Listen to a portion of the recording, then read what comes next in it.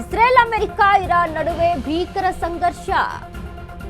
ಕಾರವಾರ ಬಂದರಿಗೆ ಡಾಂಬರ್ ಸರಬರಾಜು ಬಂದ್ ಆಗಿದೆ. ಕಾರವಾರ ಪೋರ್ಟ್ ಫುಲ್ ಖಾಲಿ ಇದೀಗ. ಇರಾಕ್ನಿಂದ ಕಾರವಾರದ ವಾಣಿಜ್ಯ ಬಂದರಿಗೆ ಬರುತ್ತಿದ್ದ ತೈಲ, ಕಚ್ಚಾ ಡಾಂಬರ್, ಡೀಸೆಲ್, ಫಾರ್ಮ್ ಆಯಿಲ್ಗಳ ಸರಬರಾಜು ಬಂದ್ ಆಗಿದೆ ಇದೀಗ.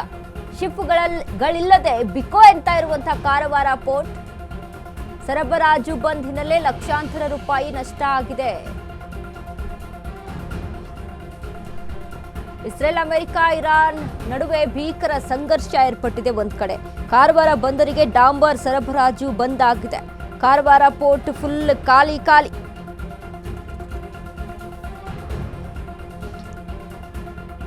ಇರಾಕ್ನಿಂದ ಕಾರವಾರದ ವಾಣಿಜ್ಯ ಬಂದರಿಗೆ ಬರ್ತಾ ಇದ್ದಂತ ತೈಲ, ಕಚ್ಚಾ ಡಾಂಬರ್, ಡೀಸೆಲ್, ಫಾರ್ಮ್ ಆಯಿಲ್ಗಳು ಸರಬರಾಜು ಬಂದ್ ಆಗಿದೆ ಇದೀಗ. ಶಿಪ್ಗಳಿಲ್ಲದೆ ಬಿಕೋ ಎನ್ತಾ ಇದೆ ಕಾರವಾರ ಪೋರ್ಟ್.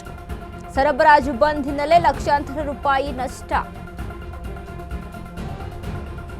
ಇಸ್ ನೋಡಿ ಯುದ್ಧದ ಎಫೆಕ್ಟ್ ಯಾವ ರೀತಿಯಾಗಿ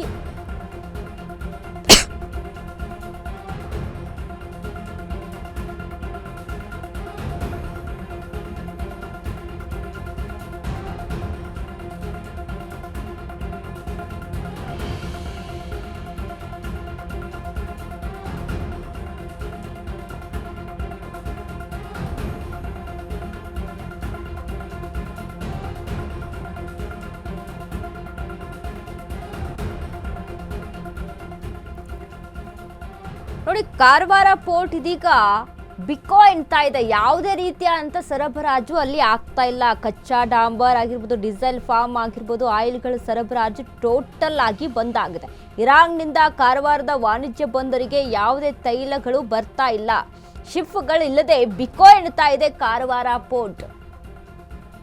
ಗಮನಿಸೋದಾದ್ರೆ ನಮ್ಮ ದೇಶದ ಮೇಲೆ ಯಾವ ರೀತಿಯಾಗಿ ಇಸ್ರೇಲ್, ಅಮೆರಿಕ ಮತ್ತು ಇರಾನ್ ಯುದ್ಧದ ಎಫೆಕ್ಟ್ ಬೀಳುತ್ತೆ ಅಂತ ಅಂದ್ರೆ ಹೀಗೆ ನೋಡಿ. ಅಂದ್ರೆ ಒಂದು ದೇಶದ ಮೇಲೆ ಇನ್ನೊಂದು ದೇಶ ಎಕ್ಸ್ಪೋರ್ಟ್ ಇಂಪೋರ್ಟ್ ವಿಚಾರಕ್ಕೆ ಸಂಬಂಧಪಟ್ಟಂತೆ ಸಾಕಷ್ಟು ಅವಲಂಬಿತವಾಗಿರುವಂಥದ್ದು. ಈಗ ನೋಡಿ, ಎಲ್ಲಿ ಹಾರ್ಮುಜ್ ಜಲಸಂಧಿಯನ್ನ ಕ್ಲೋಸ್ ಮಾಡ್ಕೊಂಡಿದೆ ಇರಾನ್, ಅಲ್ಲಿಂದ 22% ಅಂತೂ ಜಗತ್ತಿನಾದ್ಯಂತ ಟ್ರಾನ್ಸ್ಪೋರ್ಟ್ ಆಗುತ್ತೆ. ಅಲ್ಲಿಂದ ತೈಲ ಟ್ಯಾಂಕರ್ಗಳು ಟ್ರಾನ್ಸ್ಪೋರ್ಟ್ ಆಗುವಂಥದ್ದು.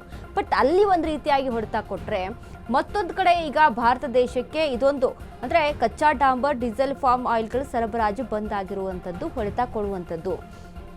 ಸೊ ಸದ್ಯಕ್ಕೆ ನಮ್ಮ ಭಾರತ ದೇಶದಲ್ಲಿ ಯಾವ ರೀತಿಯಾದಂಥ ಪರಿಸ್ಥಿತಿ ಇದೆ ಅಂತ ಅಂದರೆ, ಈಗಾಗಲೇ ನಮ್ಮ ಭಾರತ ದೇಶದಲ್ಲಿ 3 ಸ್ಟೋರೇಜ್ ಕಟ್ಟಡಗಳಿದ್ದಾವೆ. ಸ್ಟೋರೇಜ್ ಇಟ್ಕೊಂಡಿರುವಂಥದ್ದು ಕಚ್ಚಾ ತೈಲಗಳನ್ನಾಗಿರ್ಬೋದು, ಪೆಟ್ರೋಲ್ ಡೀಸೆಲ್ಗಳನ್ನ ವಿಚಾರಕ್ಕೆ ಪೆಟ್ರೋಲ್ ಡೀಸೆಲ್ಗಳ ವಿಚಾರಕ್ಕೆ, ಕಚ್ಚಾ ತೈಲ ಅಲ್ಲ, ಪೆಟ್ರೋಲ್ ಡೀಸೆಲ್ಗಳ ವಿಚಾರಕ್ಕೆ ಸಂಬಂಧಪಟ್ಟಂತೆ ಸ್ಟೋರ್ ಮಾಡಿ ಇಟ್ಕೊಳ್ಳುವಂಥದ್ದು. ಈಗ ಮಂಗಳೂರಿನ ಸಮೀಪ ಒಂದಾದರೆ ವಿಶಾಖಪಟ್ಟಣಂ ಬಳಿ ಮತ್ತೊಂದು ಇರುವಂಥದ್ದು, ಹೀಗೆ ಮತ್ತೊಂದು ಒಟ್ಟಾರೆಯಾಗಿ 3 ಸ್ಟೋರೇಜ್ಗಳಿರುವಂಥದ್ದು. ಅದರಲ್ಲಿ 8 ವಾರಕ್ಕೆ ಬೇಕಾದಂಥ ಏನು ಡೀಸೆಲ್ ಆಗಿರ್ಬೋದು, ಪೆಟ್ರೋಲ್ ಪೂರೈಕೆ ನಮ್ಮ ಭಾರತ ದೇಶದಲ್ಲಿ ಆಗುತ್ತೆ. ಅಂದರೆ 8 ವಾರಕ್ಕೆ ಬೇಕಾದಂಥ ಒಂದು ಪೂರೈಕೆಯನ್ನು ಮಾಡ್ಕೋಬೋದು ಅಲ್ಲಿಂದ.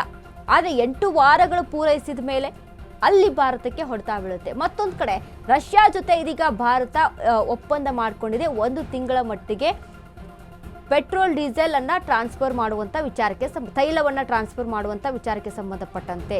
ಹಾಗಾದರೆ ಈಗ ಯಾಕೆ ರಷ್ಯಾ ಜೊತೆ ಮತ್ತೆ ಒಪ್ಪಂದ ಮಾಡ್ಕೊಂತು, ಅದು 1 ತಿಂಗಳಿಗೆ ಮಾತ್ರ ಅನ್ನುವಂಥ ವಿಚಾರಕ್ಕೆ ಇದಕ್ಕೆ ಟ್ರಂಪ್ ಸಹಿತ ಓಕೆ ಅಂದಿದ್ದಾರೆ ಅನ್ನುವಂಥ ವಿಷಯ ಮತ್ತೊಂದು ಕಡೆ ಕೇಳಿ ಬರ್ತದೆ. ಇದಕ್ಕೆ ಹಲವಾರು ವಿರೋಧಗಳು ವ್ಯಕ್ತವಾಯಿತು ಮೋದಿ ವಿರುದ್ಧ, ಪ್ರಧಾನಿಯವರ ವಿರುದ್ಧ ವಿಚಾರಕ್ಕೆ ಸಂಬಂಧಪಟ್ಟಂತೆ. ಅಂದರೆ ಪ್ರಧಾನಿಯವರ ವಿರುದ್ಧ ಅಂದರೆ ಟ್ರಂಪ್ ಹೇಳ್ದಾಗೆ ಮೋದಿ ಕೇಳಿಬಿಡ್ತಾರಾ, ಅವ್ರು ಹೇಳ್ದಾಗೇನೆ ನಡ್ಕೊಳ್ತಾರ, ಅವರ ಗುಲಾಮರಾಗ್ಬಿಟ್ಟಿದಾರ ಮೋದಿ ಅನ್ನುವಂಥದ್ದನ್ನ ಎಷ್ಟೋ ವಿರೋಧ ಪಕ್ಷಗಳು ಮಾತನಾಡಿದ್ವು. ಯಾಕಂದರೆ ಕಚ್ಚಾ ತೈಲದ ಟ್ರಾನ್ಸ್ಪೋರ್ಟ್ನಲ್ಲಿ ರಷ್ಯಾ ಜೊತೆ ಇದೀಗ ಮತ್ತೆ ಅಲ್ಲಿ ಮಾಡ್ಕೊಂಡಿದೆ ಈ ರೀತಿಯಾದಂಥ ಒಪ್ಪಂದ 1 ತಿಂಗಳ ಮಟ್ಟಿಗೆ ಅನ್ನುವಂಥ ವಿಚಾರಕ್ಕೆ.